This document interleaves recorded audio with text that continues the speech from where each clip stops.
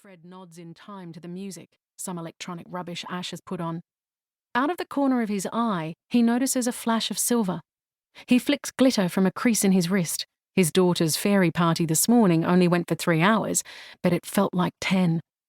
His back aches, and his gut still feels slippery from the onslaught of soft drink, cake, and lollies. As he presses his foot against the accelerator, Ash gives him a look. Fred pretends not to notice and drives even faster.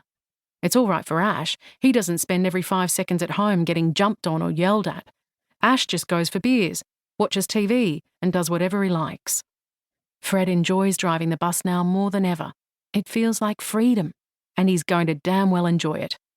"We're close," says Ash as they fly past the turn-off to the Montgomery farmhouse. He fidgets in his seat and snaps his gum. "Dispatch said it's just before the Stafford's joint." Fred thinks Ash seems particularly jumpy tonight. He doesn't know him that well, considering how much time they spend together, but Ash has definitely been more skittish lately. Fred just has too much on his plate to be bothered asking what's up. Behind them, the road is empty. "No sign of the Blues," he comments. He always feels childishly smug when they beat the cops to a scene. "They'll be tied up at the pub." Ash replies in a monotone. "What's happening at the pub?" "Some guy lost his shit and punched someone. A massive Barney broke out. My mate reckons Henno jumped on the bar and rang the gong to break it up." Fred snorts. "I'm impressed Henno was sober enough." God, he misses nights at the pub, with Henno serving him and his mates half-price beers until they were blind drunk. He even misses the ferocious hangovers. "Was anyone crook enough for a bus?" "Charlie and Rowena attended, but I don't think it was a bloodbath or anything." "Sounds better than what we've got lumped with," Fred says. "No shit," replies Ash. "I was all set to head home. I'm knackered." Fred glances at him. He does seem tired. He has purple rings around his eyes, and he keeps taking sips from his stupid Mickey Mouse drink bottle.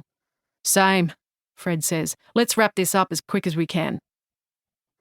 Up ahead, a white pickup truck is parked at the side of the road, headlights blasting into the paddocks, the driver door wide open.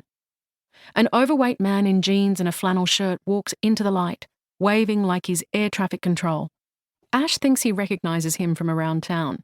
Old mates with his uncle, maybe. "Showtime." Fred pulls over and turns off the engine. "Thank God you're here," huffs the man. "Hey, mate," Ash says confidently. "You called in a car accident?" The man nods distractedly before his old-fashioned manners override his obvious distress. He turns back to shake first Ash's hand, then Fred's. Sorry, Bob's the name. Bob Dalgleish.